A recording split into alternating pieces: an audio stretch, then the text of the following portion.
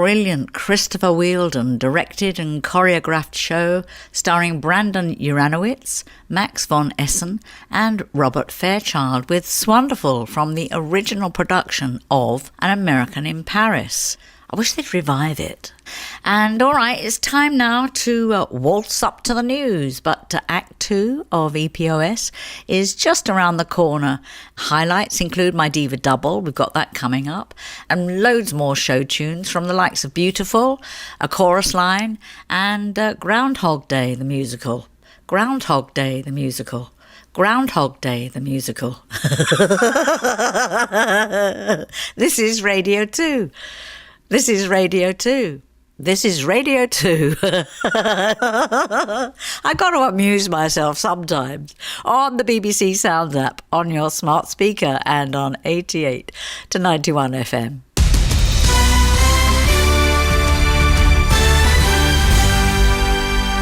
BBC News at 2 o'clock, this is Justine Green. A 16-year-old boy has been charged with the murder of a girl in Hexham in Northumberland. Holly Newton, who was 15, was stabbed in the town centre. The boy will appear in court in Newcastle upon Tyne tomorrow. Peter Harris reports. Holly Newton died on Friday evening after being stabbed in a street in Hexham town centre. Northumbria police say she had so much to look forward to in life, and her death had left her family devastated beyond words. A 16-year-old boy who was also stabbed remains in a stable condition in hospital. Police say another 16-year-old boy has been charged with murder, attempted murder and possession of an offensive weapon. Nadim Zahawi has been sacked as the Conservative Party chairman after an investigation into his tax affairs found a serious breach of the ministerial code. In his letter to Mr Zahawi, the Prime Minister said he should be extremely proud of his achievements while he was Vaccines Minister, but he'd pledged to lead a government with integrity, professionalism and accountability. Mr Zahawi says he'll support the government from the back benches. The Conservative MP Robin Walker says he's relieved the issue has been resolved. Clearly, I don't know the full details of Nadim Zahawi's tax affairs, and I know that he personally feels very strongly that he should be able to clear his name in this. It is important that politicians both do and are seen to pay their taxes properly and obey the rules.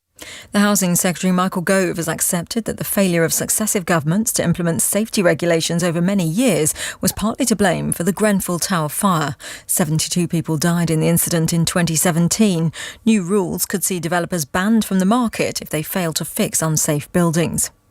Dozens of people have died in two separate accidents in Pakistan. A bus crashed into a ravine in the southern province of Baluchistan, killing at least 40 people. In the north of the country, at least 10 children, all of them students at a religious school, died when their boat capsized in a lake. Tennis, and Novak Djokovic has won his 10th Australian Open title, beating Greece's Stefanos Tsitsipas in straight sets in the men's singles final. The Serbian star now has 22 Grand Singles Slam titles, the same as his rival Rafael Nadal. After his win, Djokovic paid tribute to his opponent and offered this advice to aspiring players. The message really for any young tennis player around the world who is watching this now and dreaming to be here where Stefanos and I am. Dream big, dare to dream, because everything is possible. Don't let anybody take away the dream. The broadcaster and campaigner Dame Esther Ranson says she's been diagnosed with lung cancer. The 82-year-old who founded the charities Childline and the Silver Line is undergoing tests to assess the best course of treatment. That's the BBC News. It's 2:03. Travel news now, here's Orna Merchant. Justine, thank you very much. Windy weather out there. It means some of the bridges have warnings on them. Close to high-sided vehicles, Dundee it's the Tayroe Bridge, so you can't use that if you're in a high-sided vehicle, but most of the others are just warnings, really. The Frighton Bridge is the M90, and that's junction 10 at Craigend to junction 11 at Perth, so strong winds there. Northern Ireland and County Antrim, so the A12 Westlink, that's the Westlink heading east from the M1 into Belfast, looking heavier than usual. It's taking about 15 minutes, but nothing has been reported.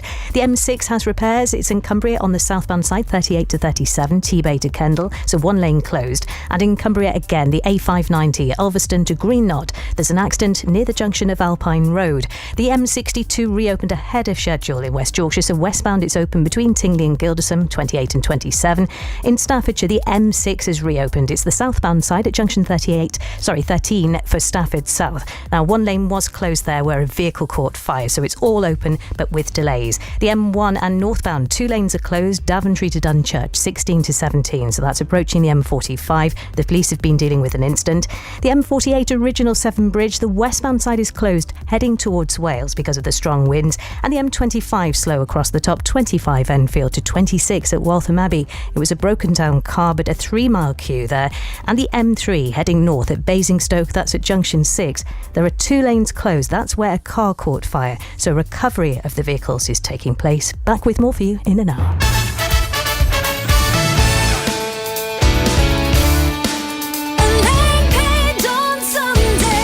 Listen live on the BBC Sounds app.